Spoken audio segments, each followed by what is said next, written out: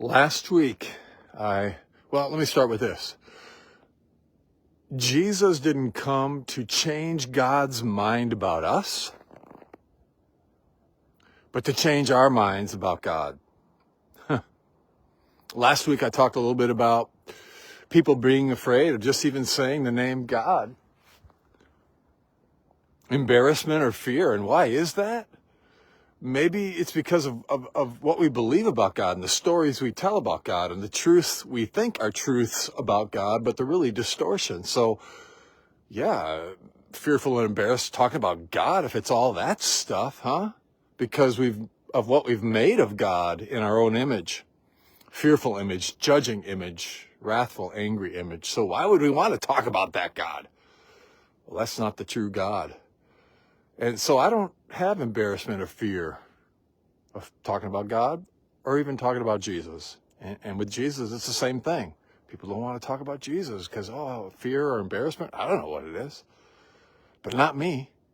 Jesus is my hero, my companion, my friend, my savior, my guide. So God is. What is God like? God is like Jesus. My love for God, Jesus, continues to grow and grow and grow. Colossians 1:15, Jesus is the image of the invisible God. I want to see God. I want to see God. How do we see God? We look at and through Jesus. And in 1 John 1:1, the disciples, we saw him, we heard him, we touched him, this word of life. We've seen, heard, and touched it. Oh, how I wish I could be them sometimes. If we want to see what God is like, look at Jesus. And we'll see pure love, pure care, pure understanding.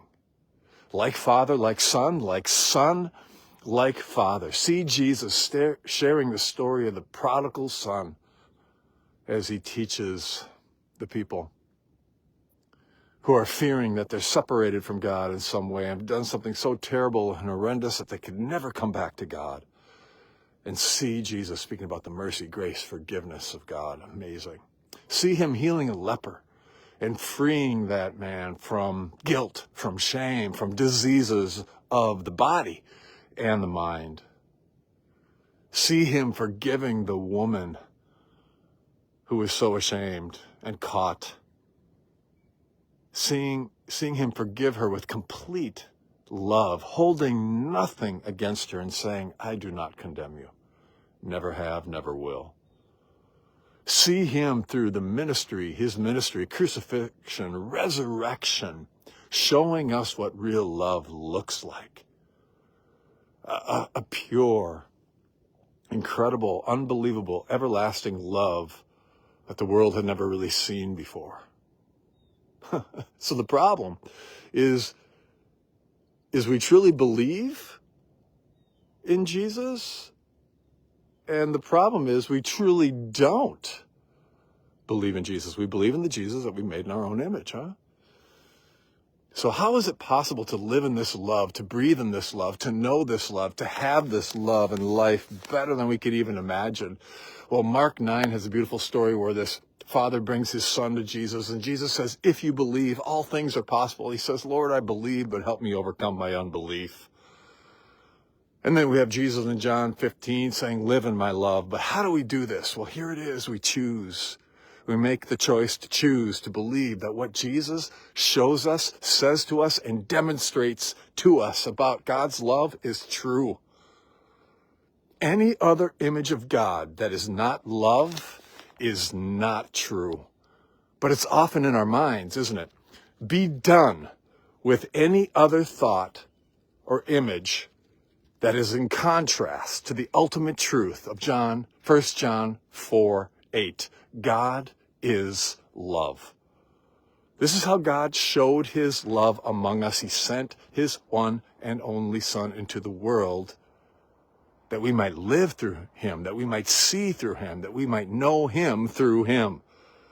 And on the cross, Jesus says, I will draw all people to myself. God's love is like a magnet, this unfathomable love expressed through Jesus is like a magnet that keeps drawing us to it. It doesn't repel us. We'll know that we don't have the correct view of God when it repels us or other people, but we'll know we have the correct view when it draws us like a magnet.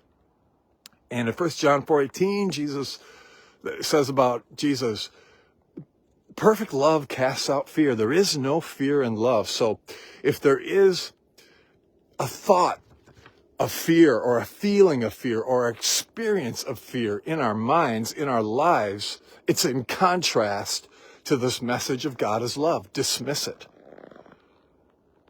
And I'll end with a quote.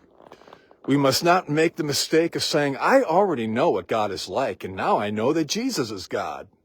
No, that's all backwards. It is Jesus alone who knows the Father and reveals the Father. The whole point of confessing the deity of Christ is to know what God is like. God is like Jesus.